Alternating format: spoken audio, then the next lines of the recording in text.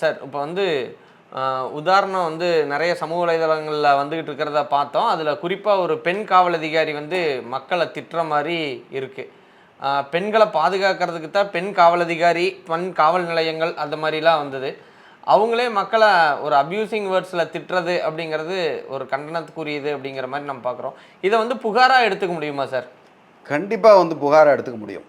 என்னென்னா, ஒரு பெண் காவல் அதிகாரி, அதுவும் பெண் காவல் அதிகமாக வேலை செய்கிறவங்க பார்த்திங்கன்னா அனைத்து மகளிர் காவல் நிலையம். அந்த அனைத்து மகளிர் காவல் நிலையத்தில் ஒரு பெண்ணையே ஒரு பெண் அதிகாரி அப்யூஸ் பண்ணுறாங்க. ஏன் நீ இதை செய்ய மாட்டியா, அதை செய்ய மாட்டியா அப்படின்னு சொல்லி ரொம்ப ஒரு வல்கரான வார்த்தையில் அந்த பெண்ணை திட்டுற மாதிரி ஒரு வீடியோ ஒன்று சமீபத்தில் ஆடியோ கேட்டோம்.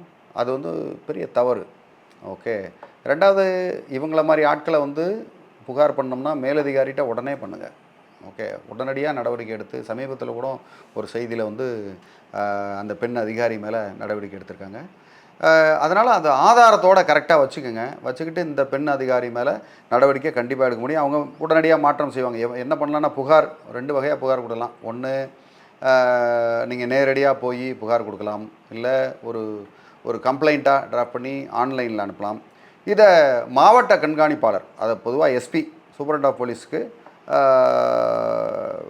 இல்லைனா காவல் ஆணையார், ஜேசி, டிசி இருப்பாங்க இந்த சிட்டிக்குள்ளனா, அவங்ககிட்ட நீங்கள் ஒரு புகாராக எழுதி, இந்த பர்டிகுலர் அதிகாரி இந்த இடத்துக்கு இந்த கம்ப்ளைண்ட்டுக்காக நாங்கள் போனப்போ நான் புகார்தாரர், இல்லைனா எனக்கு எதிரான புகார் கொடுத்தாங்க. பெரும்பாலும் ஆலுமன் ஸ்டேஷனில் பெண்ணுக்கு எதிரான பெண் புகார்ன்றது மாமியார் மருமகளுக்கு எதிராக, இல்லை மருமகள் மாமியாருக்கு எதிராக அந்த மாதிரி கொடுப்பாங்க.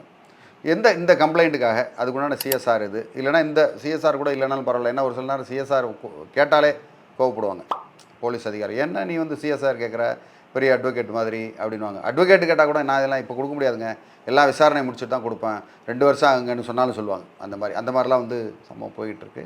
ஸோ பெண் அப்படின்ற ஒரு காரணத்துனால இன்னொரு பெண்ணையோ ஒரு ஆணையோ அப்யூஸ் பண்ணுறதுக்கு அவங்களுக்கு எந்த வித ரைட்டும் இல்லை. எப்படி ஒரு ஆண் காவலர் ஒரு கம்ப்ளைண்ட் கொடுக்க வர்றவங்கள அப்யூஸ் பண்ணக்கூடாதோ, இல்லை வேறு யாரோ விசாரணை பண்ணுறவங்கள அப்யூஸ் பண்ணக்கூடாதோ, அதே மாதிரி பெண் காவல் அதிகாரியும் அப்படி செய்யக்கூடாது. அப்படி செய்யும் பட்சத்தில் அவங்க பேரில் புகார் கொடுக்கலாம்.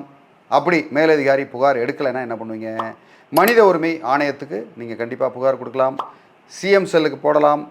இது தவிர நீங்கள் பெண்ணாக இருந்தால் உமன் கமிஷன், ஓகே, அந்த உமன் கமிஷனுக்கு தனியாக ஒரு அதிகாரி இருப்பாங்க. அந்த உமன் கமிஷன்லேயும் நீங்கள் தாராளமாக பண்ணலாம். ncw.nic.inன்ற வலைதளத்தில் நீங்கள் அவங்க பேரில் தனிப்பட்ட முறையில் இது பண்ண முடியும். ப்ரைவேட் கம்ப்ளைண்ட்டும் கொடுக்க முடியும். ப்ரைவேட் கம்ப்ளைண்ட்டில் ஒரு கிரிமினல் கோர்ட்டில் போய் இந்த மாதிரி ரொம்ப அப்யூஸ் பண்ணிட்டாங்க அப்படின்னு, இதெல்லாம் கடைசி பட்சமாக வச்சுக்கணும். முதல்ல மேலதிகாரி தான். மேலதிகாரிக்கு அவங்க கரெக்டாக ஆதாரப்பூர்வமாக இந்த ஆதாரம்லாம் இருக்குங்க, அது பண்ணாங்க, விசாரணை பண்ணிங்களா அப்படின்றத கேட்டுறணும்.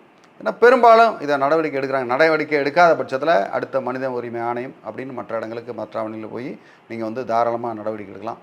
உங்களுக்கு மேலும் இது சம்மந்தமான வேறு ஏதாவது டீட்டெயிலு, இல்லை ரொம்ப சிக்கலான விஷயம், ஓகே, அந்த ஆதாரங்களை திரட்டுறதுலையோ, இல்லை புகார் கொடுக்கறதுலையோ, இல்லை புகார் கொடுத்து அவங்க விசாரணையிலையோ பிரச்சனை இருந்ததுன்னா தாராளமாக சொல்லுங்கள். உங்களுக்கு ஹெல்ப் பண்ணுறதுக்கு தயாராக இருக்கேன். நன்றி, வணக்கம்.